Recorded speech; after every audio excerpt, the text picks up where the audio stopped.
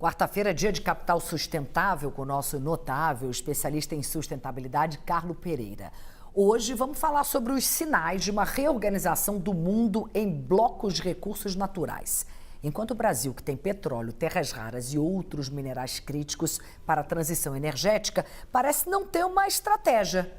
Eu estou aqui com o Carlo Pereira do meu lado. Carlo, boa noite para você. É sempre muito bom ter você aqui com a gente, principalmente presencialmente. Bom, a gente está acompanhando a Petrobras batendo o recorde de produção, mais da metade vai para a China. Na mesma semana, os Estados Unidos lançam esse bloco com mais de 50 países para reduzir a dependência da China em minerais críticos. Só que o Brasil está fora disso. Isso faz algum sentido?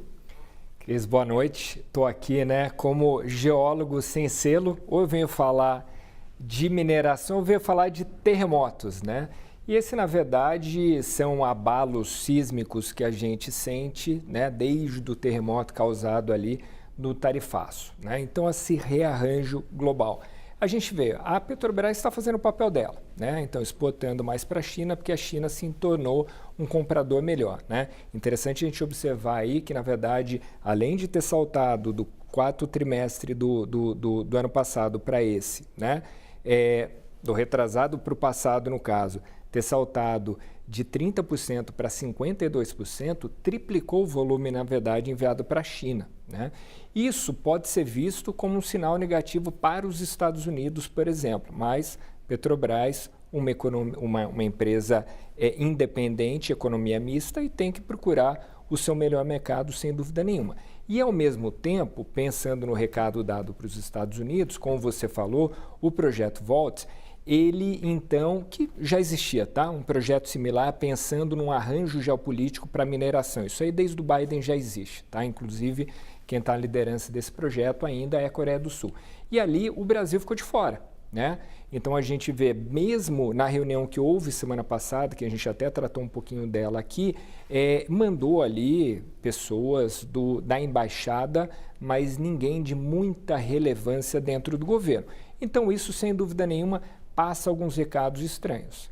A gente está vendo também, acompanhando a Europa, afrouxando as metas climáticas por causa da competitividade industrial. O Brasil deveria aprender alguma coisa com isso? Ou a gente tem que seguir em frente mesmo com o mercado regulado de carbono?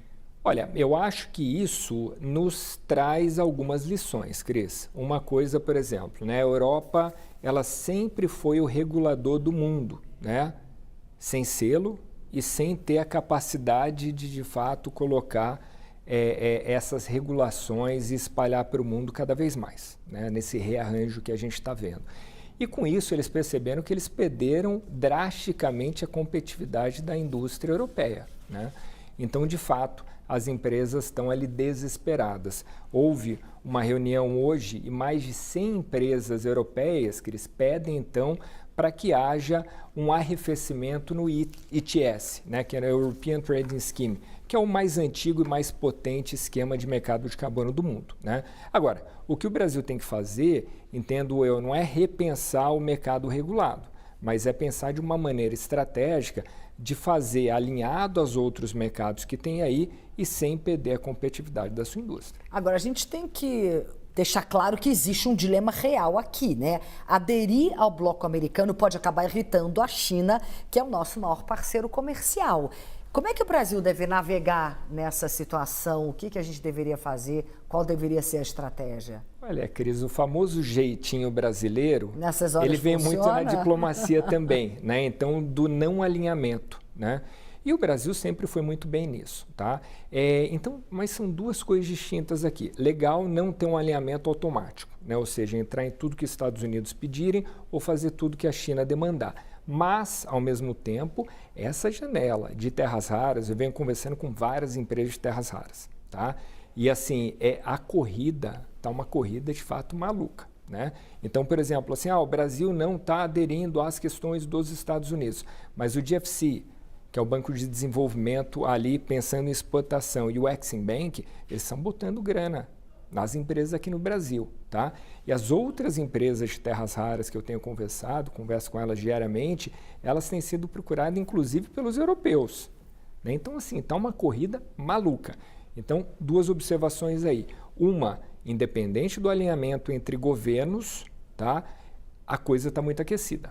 E as empresas aqui no Brasil elas estão sendo muito demandadas. A outra coisa é, de novo, um tema que a gente traz aqui recorrentemente, Cris, da estratégia de Estado para minerais críticos em geral, não apenas terras raras, né? Isso a gente precisa fazer. Obrigada, Carlo. Sempre bom te receber aqui. Boa noite. Boa noite.